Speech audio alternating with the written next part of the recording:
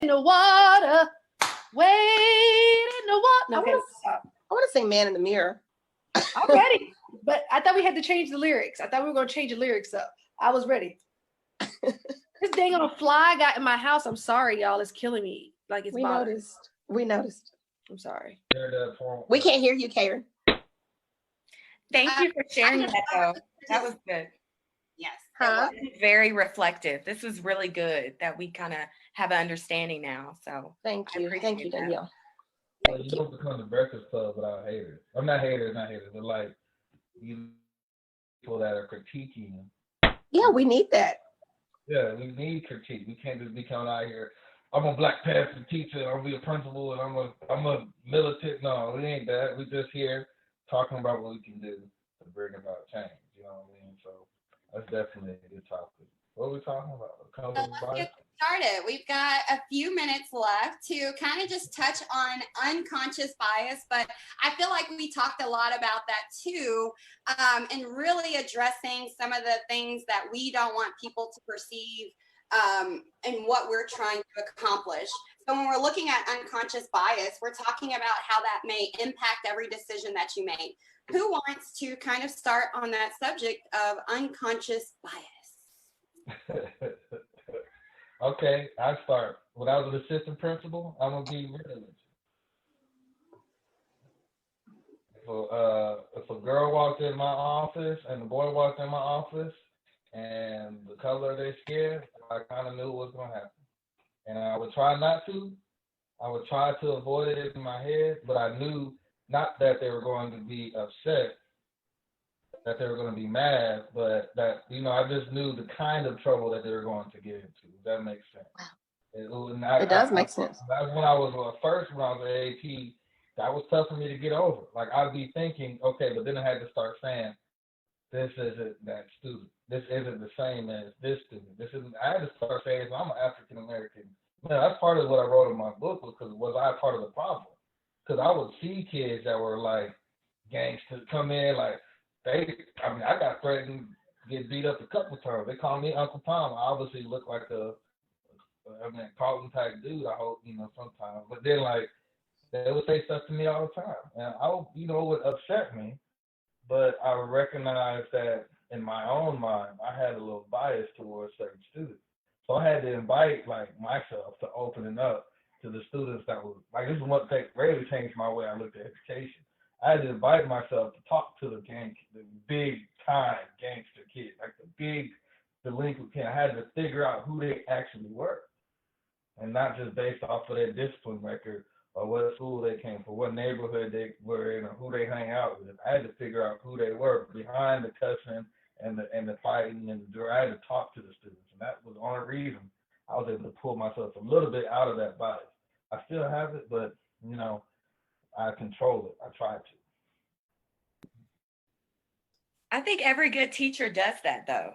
They are very reflective, and they look at themselves and they ask themselves, like, what are my biases? What am I doing? And so I think that goes right into chapter 1, Confront, where we have to start confronting some of this bias, just like you did. So I think that's great. Yeah. Well, Harrison, I have to confess and admit with you as well that, like, I'm really bad about doing that. And I've shared it with Karen. I share it with my sweetheart all the time. And again, anybody that's watching right now may be like, I can't believe she feels that way. But honestly, like, when I have taught in some of the most diverse situations and in the most diverse classrooms, let me go to a classroom where I did have a mixture of African-American students, white students, Hispanic students, Asian students, and biracial students. Let me reflect on a classroom like that. Typically, I'm going to be honest, and I hate to say this, but I hope this liberates somebody. Typically, my students who were most disrespectful to me, the students that I had the most disciplinary problems out of, who would be defiant and want to talk to me any kind of way, do you know it wasn't my Caucasian students? Usually wasn't my Hispanic students. It usually wasn't my Asian students. It was usually my African-American students. It was like they felt like they had to talk to me like, Miss Hart, so, and it's like, why do you feel like you have to talk to me like that? I've even talked to them and said, I pulled some of my Black little sisters to the side and said, it is okay for a Black woman to talk articulately. You do not have to fit into the stereotype where you feel like you have to talk like, stop. You don't have to do that. I said, and when you do that and you have other races watching you, they go, yep, see how they act. And that's not okay. We just talked about this on the podcast a few weeks ago. Stop feeding into the stereotype that people have of us as African-American people. Stop doing that and then getting mad when they say that that's how we act. We do act like that sometimes. I had most of my issues out of my African-American students. All the disrespectful parents, most of the time were my African-American parents. They would come at me, cursing at me any kind of way. At least I would say this, when my Caucasian parents disagree with me, or my Asian parents disagree with me, my Hispanic parents disagree with me, at least they cursed me out without ever using a curse word. They got me told in the most articulate and professional way. I'm sitting there like, oh, wow. Like, I think, but we could have an intellectual conversation. Not when my parents were coming in, cursing me out, going off. And typically, like Harrison just said, I could expect that from my African-American students and families. And I hate that that was my bias, but that wasn't a bias. That was my reality. And I'm sorry to admit that, but that's what it was. You brought up a good point. What you said was when you had that, because when we talked about this, like the Black teachers in the classroom, and when you had those situations, if they're coming at you like that, they're coming at every teacher like that, or most of them. And so if they didn't have you in the classroom, then they were sent to the office. You understand what I'm saying? They were immediately removed, and they weren't allowed to receive the same educational opportunities as the rest of the students. So it's paramount that we have more Black teachers in there, but actually more paramount that we get teachers to address their bias. It's okay to have bias, but you have to realize that your bias is there and be able to talk it through and to understand who that kid is and don't use that bias to the detriment of the student. You want that you want it to be helpful to them. You know what I mean? And that's right. But that's why my experience allowed me to be helpful, because I could say to them, like I said, I would pull my Black students to the side and say, stop doing that. You are showing out in a classroom of spectators who are watching you and who expect you to behave that way. Stop feeding into that. Stop coming in the way, like, even with the pants sagging. I would get on to some of my African-American boys. I'm not saying they were the only ones that did it. No, they were not the only ones that did it. But when they did it, it was like, oh, that was expected of him. Versus someone else who's doing it and you're like, oh, well, I'm just having a day. I'm just trying to act out. It was like it was excused. It was expected of us. It was like, oh, well. But I told them, don't do the certain things that you're doing, because it's like people expect that from you. They're going to leave you right where you are. And at the end of the day, you're going to be the one that seems ignorant. So I would pull them aside and say, don't talk like that. Don't act like that. It's a time and place for everything. I'm not saying you got to not be true to who you are, but I don't want people feeling like African Americans cannot be intelligent, articulate, poised. You know what was interesting? The last school I was a principal at was in Kuwait. And there were no Black students and no white students. All the students were from Kuwait, or, some middle, they're all from the same place. And so when you're an administrator, and like I'd already been to a majority Hispanic school, I'd been to a mixed school, I've been to a mostly Black school. And so when I got to a school in Kuwait, my biases that I had formed, like, you wouldn't even know where the issues were going to come from. It'd be the sweetest young man who'd come in. He just came in and he just tore up the classroom, and you know what I mean? And there was you can't just look at him and say that. You can't hear from his voice and say it. So it had me to actually think man, really, you got to treat, and this is the good thing about equity, is that every student is an individual, and we have to treat them as such and accept their differences and bring them, like we said, to the table. We have to be able to accept our students' differences beyond the color of the skin, beyond their IQ level, beyond their family lineage. We got to be able to accept them for who they are, and that's a tough thing for a lot of teachers and a lot of educators to do, is because we want people to behave the way we want them to behave. But we can't control everyone's behavior.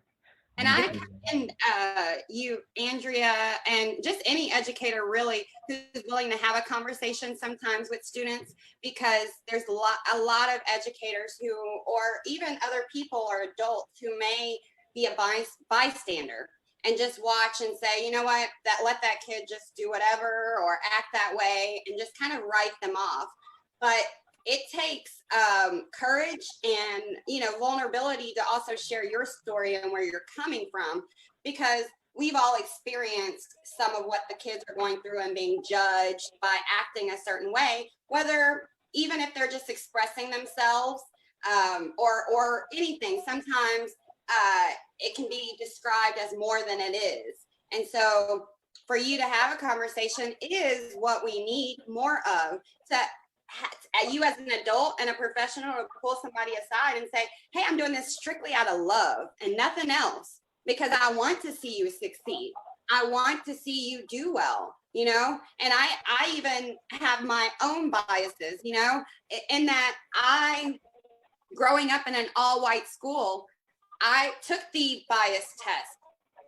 Some of my ideals, and I'm admitting this because it's part of my story and me being vulnerable, and that some of my ideals said I favored more European than African American. But looking back at my experience and how I was raised, but when I look and think about how that impacted the classroom or how it impacted me as an administrator, I had to start taking a step back and think about how some of my bias that I'm aware of is impacting or manifesting itself in some of the decisions that I make. Am I being equitable in some of the decisions based on my own background, my own life experience? Just because I didn't have I grew up where everyone was white, so I didn't hang around a lot of African American girls. So whenever I got in the classroom, I kind of was nervous because I was not used to being around even people that looked like myself at times. And so I really had to find a way that I had to connect with kids that looked like me.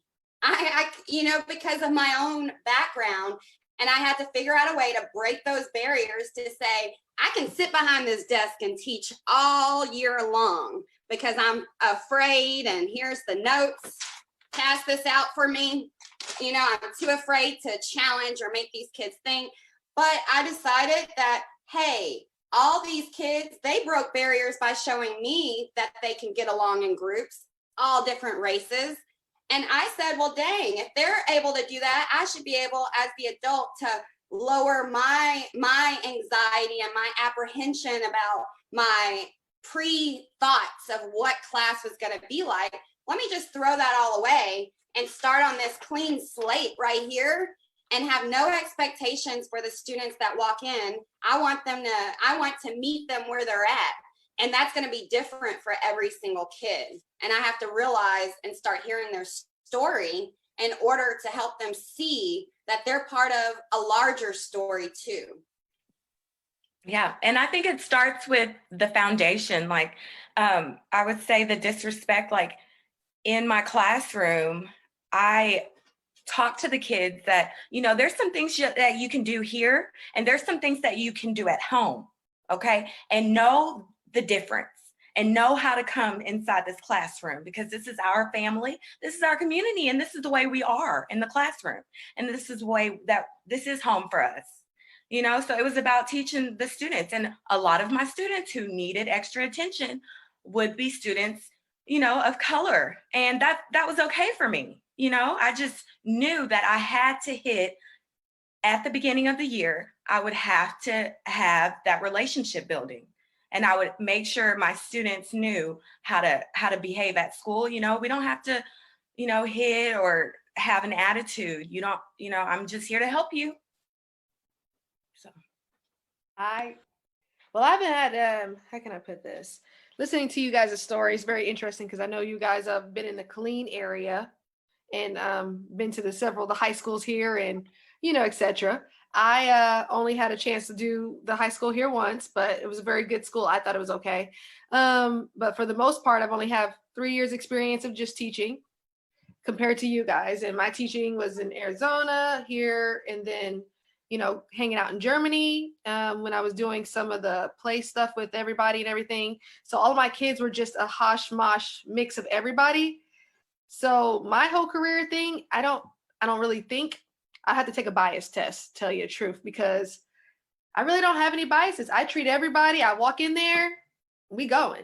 I don't know, like all my students at one time was Hispanic, and I had like a black kid here or a white kid here sprinkled here when I was in Arizona, but nobody really, I didn't have any taunting. I didn't have any crazy, nothing really. It was more like maybe emotional family stuff that was maybe going on, like, divorce or something like that. But for the most part, I didn't have to deal with, oh, that kid's giving me attitude because of this. They're acting like this at me or this or this. I don't know. When I walked up in there, they're like, we're going to call you Beyonce. I was like, okay. But it is what it is. I'm just saying, like, I don't know. Me and my kids, we vibe. All my kids that I've kicked it with, we jive, we vibe. I guess because I kind of act more like a goofball than like a very authoritative figure. So I'm always like, let's dance too, guys. Let's make it happen. And I don't know. They just cling to me. And I don't have to have that issue. The parents love me. I just really hadn't had that kind of stuff. Diversity is good though. That's You've been around. You've been around nothing but diversity, girl. And we did not have that experience at all. That's why I said I can't really know. I said maybe I need to take a bias test because I really can't. And that's what y'all are trying to tell other people out there, that if you haven't experienced it, then you wouldn't know it.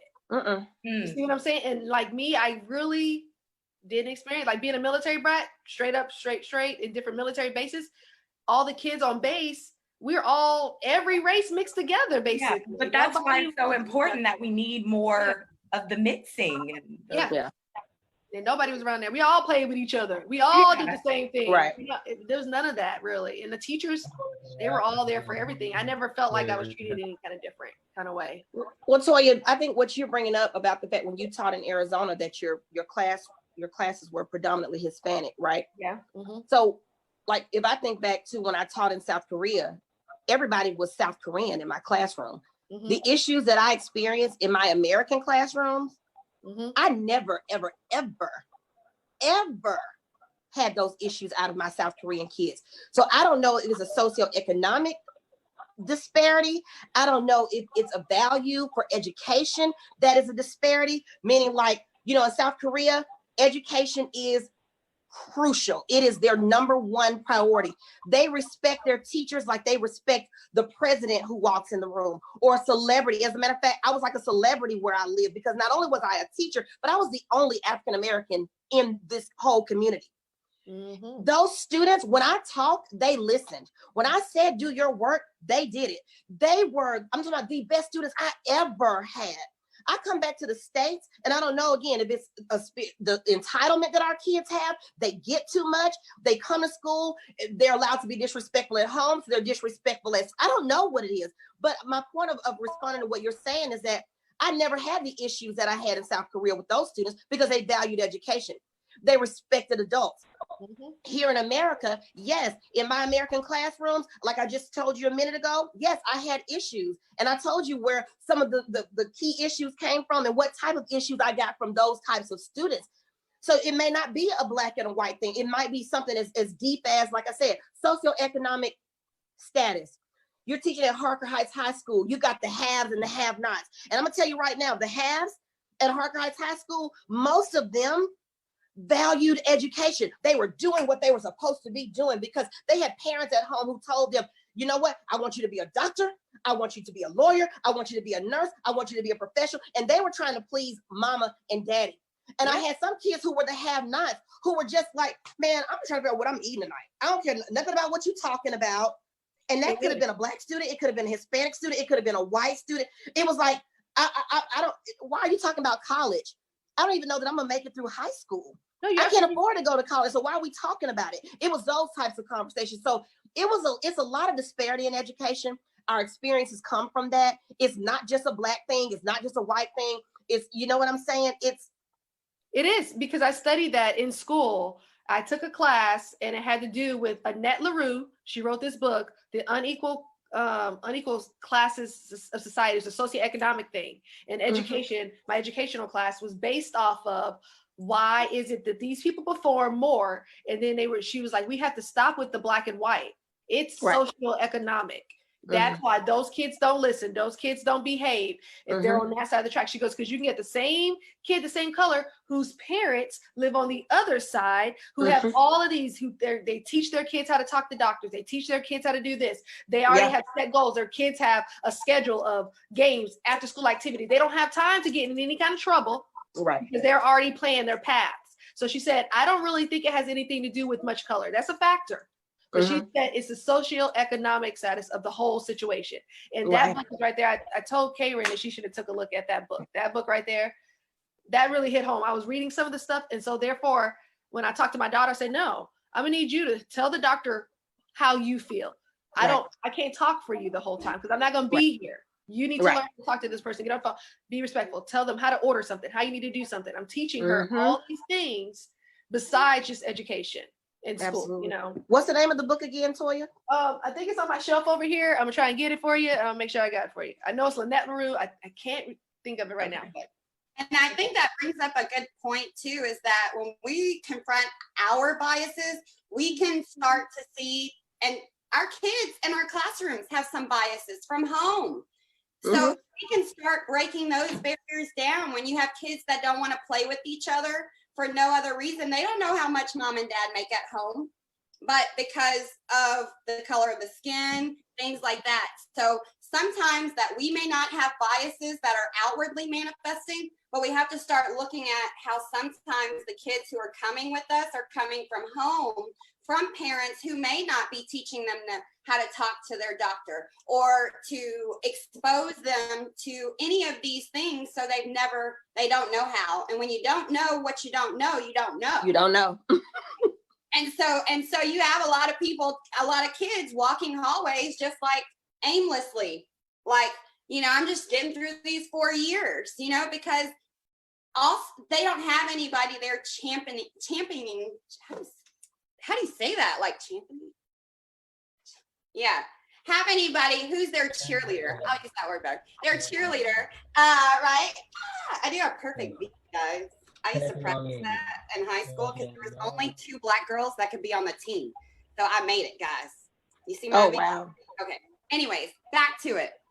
I know. Read the book, guys. You can hear more. I know. Yeah, it's in the book. It's in the book. But from the unconscious biases that we talked about today, we're going to continue this conversation because it's not just the biases, but there's barriers to learning that sometimes, like you said, if you've never experienced a hungry pain of going to sleep at night with no food, you might not be able to be making the best decision for the kids who that impacts because it never impacted you.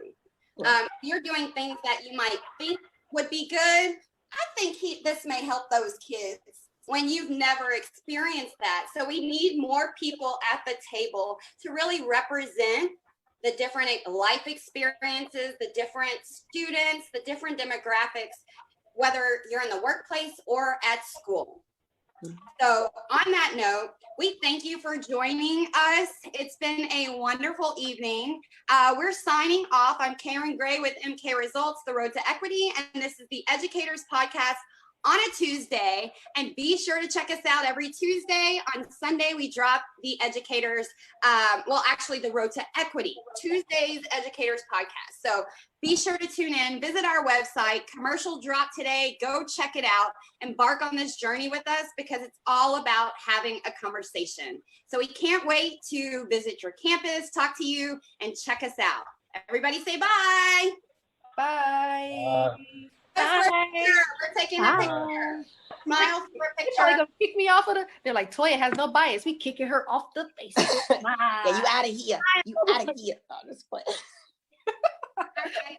See you guys later. See you next week. Tune in. Oh, guys, wait, one thing. Sorry. Let's pull a topic for next week. Oh, yeah. Okay, so here's the quote that we'll be discussing next week. Do you want me to pull another one or y'all want to discuss this quote? What is that one? What is it? It says, hear everything and judge for yourself. George Eliot. Yeah. Oh, yeah. So people to write in what they think that means to them so we can discuss what they say. That would be nice. So, yeah. guys, I pulled tonight from that This will be our topic next week. I'll be sure to post it. Everyone will be sharing it, and tune in next week on a Tuesday. Smile with your heart. Smile with your heart. Mm-hmm.